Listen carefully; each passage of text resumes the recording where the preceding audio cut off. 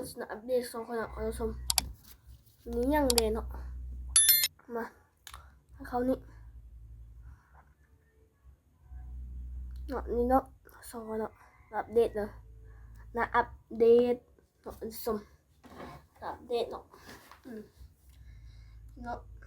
มีคนเบิ่งรวมเท่าไหร่วะมีคนเบิ่งรวม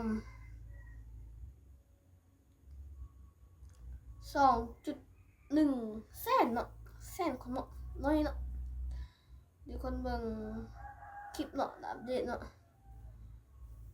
คลิปวันเกิดอันนี้เนาะดูชมเนาะกับอันนี้เนาะนี่วันนี้ไล่เรือเนาะก็ติดตามซองเนาะซองอันนี้เนาะดูชมก็ติดตามได้เด้อเนาะนั่งที่จะมีซองอันนี้นี่อัปเดตข่าวแบบนี้เนาะซองเฟซซองอะไรเนาะนั่งที่จะเฮ็ดคลิปดีๆนั่งที่นั่งที่จะเฮ็ดคลิปดีๆเนาะเพื่อนชมดูกันหากนั้นมีซองอันนี้ดู FG จูนตัวนี้ใหม่น่ะจะตามกันได้สบายดี